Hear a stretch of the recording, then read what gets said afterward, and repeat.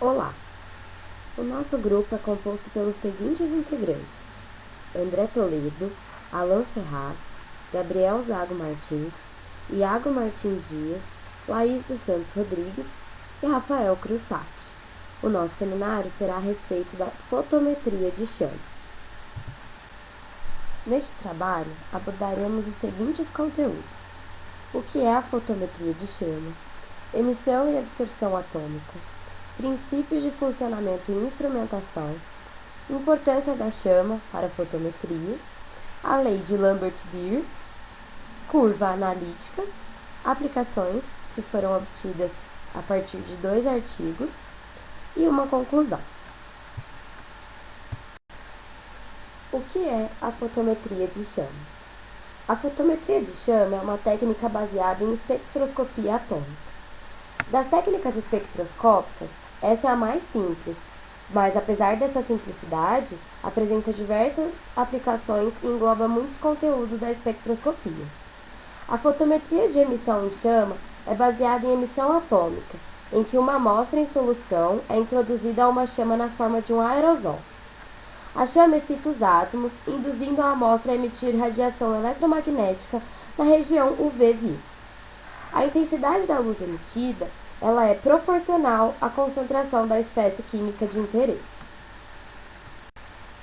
A respeito da emissão e absorção atômica. Quando um elétron recebe energia, ele pode ser promovido a um estado excitado. Então, chamamos esse fenômeno de absorção. A emissão se dá quando este elétron excitado retorna ao seu estado fundamental, emitindo energia na forma de radiação eletromagnética. A fotometria de chama é baseada em emissão, pois essa se dá através da emissão gerada pelos átomos de interesse. Essa imagem nos permite observar de forma mais clara os processos de absorção e de emissão atômica. A imagem de cima nos permite observar o processo de absorção, em que o elétron recebe energia e é excitado a níveis energéticos mais elevados. Já na imagem de baixo, observamos que, após o fornecimento de energia, o elétron libera essa energia absorvida, voltando ao seu estado fundamental. Neste ponto, ele emitirá essa energia em forma de radiação eletromagnética, como citado anteriormente, que é conhecido como processo de emissão atômica. Agora, falaremos um pouco sobre os princípios de funcionamento da fotometria de chama. Os instrumentos utilizados para as medidas de emissão em chama apresentam os seguintes componentes essenciais: reguladores de pressão e fluxômetros, que são utilizados para controlar a pressão e a vazão dos gases que alimentam a chama, nebulizador, combustor e atomizador, que tem a função de introduzir a amostra na chama na forma de um aerosol, de solvatar, sublimar, atomizar e excitar eletronicamente o átomo ou íon atômico em análise. Também temos um sistema óptico à base de filtro, que também é chamado de monocromador.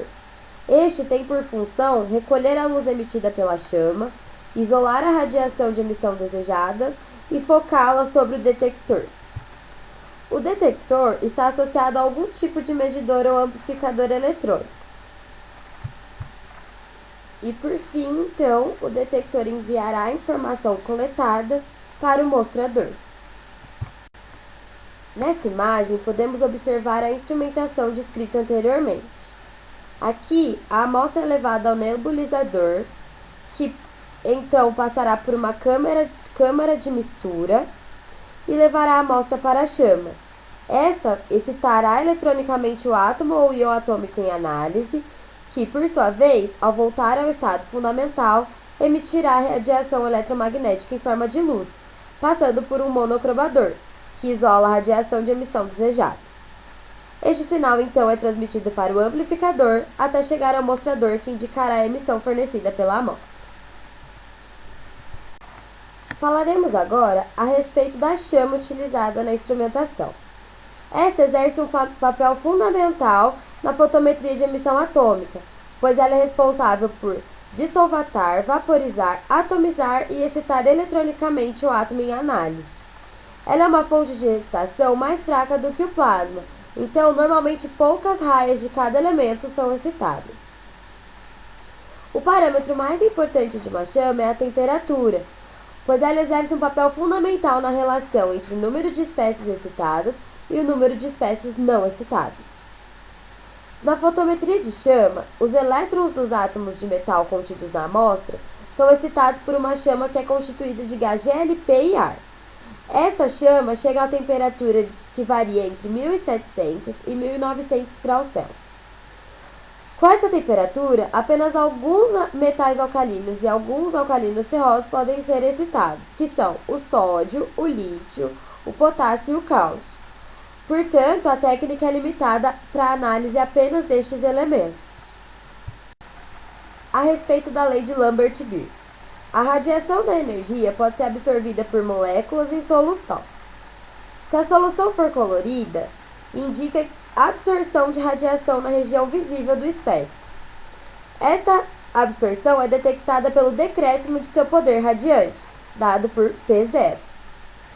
A lei de Lambert-Beer considera a radiação incidente como monocromática, ou seja, os centros absorventes agem independentemente uns dos outros em um volume uniforme. A lei de Lambert-Beer considera que a absorbância A é diretamente proporcional à concentração de uma espécie absorvente e ao caminho óptico do meio absorvente, como expresso pela equação demonstrada a seguir, em que epsilon é a absortividade molar, o B é o caminho óptico dado em centímetros e C é a concentração dada em mols por litro. A respeito da curva analítica. Para criar uma curva analítica, seleciona-se o comprimento de onda no qual a espécie apresenta máxima absorção. Isso porque é nessa região que o equipamento apresenta maior sensibilidade. A imagem a seguir apresenta as cores absorvidas conforme os comprimentos de onda. Sabemos que o espectro de uma substância, em função do comprimento de onda, é característico para cada substância. Assim, através dos gráficos a seguir, é possível notar uma relação linear entre a absorbância e a concentração e de uma relação logarítmica entre a transmitância e a concentração. Após a realização do estudo a respeito da fotometria de chama, pesquisamos algumas aplicações para a técnica. Neste artigo da Food Chemistry, foi realizado um estudo para avaliar o papel da amostragem na dispersão do teor de sal nos pães de 10 marcas, representando os maiores locais de consumo em varejo em Portugal.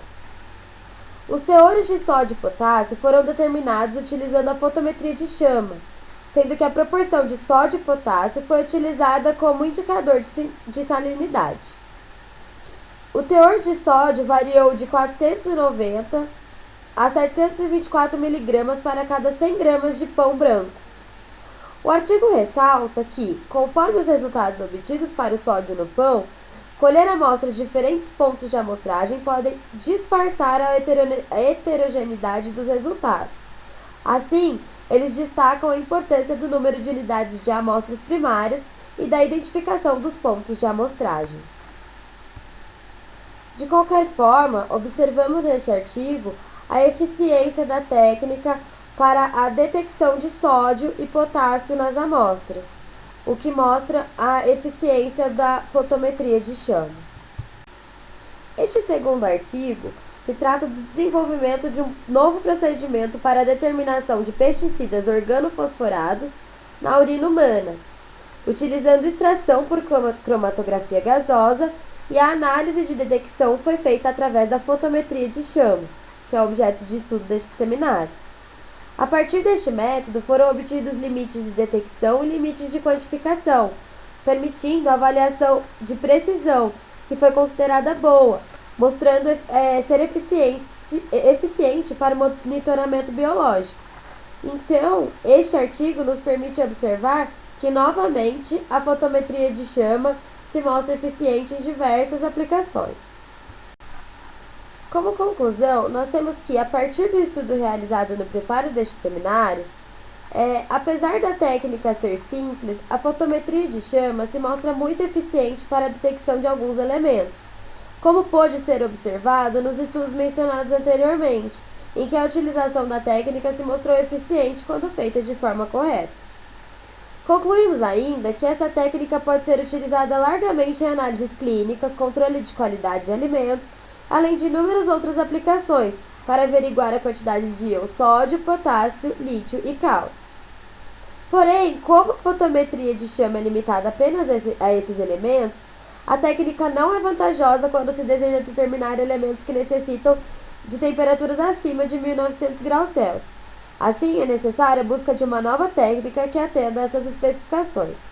Apesar disso, concluímos que a fotometria de chama é uma técnica muito sensível para a determinação e quantificação de íons sódio, potássio, lítio e cálcio em soluções.